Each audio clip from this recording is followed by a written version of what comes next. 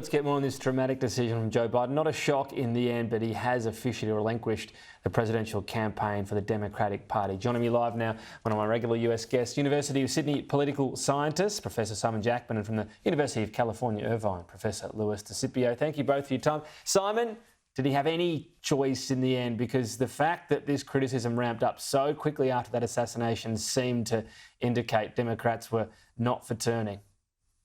Oh, look, in a strictly formal legal sense, of course he had a choice, Tom, but politically, realistically, I think the die was cast, frankly, a long time ago. I think the final nail in the coffin of his political career, if you will, is the polling that he himself commissioned, and that came back and indicating that Harris is a better prospect, particularly in swing states, and not just in swing states, but in some other seats that had started to slip out of Democrats' grasp. And I think that was the final straw for a political realist like Joe Biden. Sometimes the best indicator, Louis, is what your opposition thinks in terms of what you're doing. What do you sense the Republican Party really think and Team Trump really think about this change and what it means for them? Oh, I think they would have rather run against President Biden. They were preparing for that, and I think they had a message that was working. I think they also saw that President Biden really couldn't respond to some of their misleading statements and their attacks. So they're now having to prepare for a new campaign. They have some easy attacks on Vice President Harris, but the proof will be in the pudding about how effective she is as a campaigner. And the evidence so far is pretty good. I guess that's the interesting thing, Simon, in terms of perceptions of Kamala Harris. There's the last time she tried to be the presidential candidate where she completely flopped. She's known for sort of awkward moments, laughing at the wrong time and so on. But, you know, 4 years as vice president teaches you a fair bit, doesn't it? What do you think of the modern, I guess, the post-VP potential she has? Is she being underestimated, or does she have some real weaknesses as a candidate?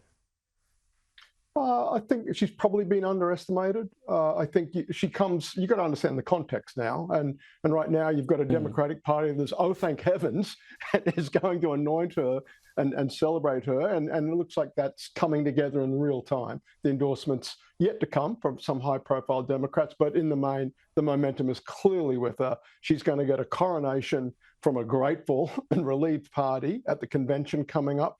And moreover, Tom, 4 years as VP, you do learn a lot about the big stage, right? Remember, she hadn't been in the Senate that long. It'd been a pretty fast ride from, I remember, living in the Bay Area of California, her becoming a DA in San Francisco, then on to DA, Attorney General for the state, and then on to the Senate.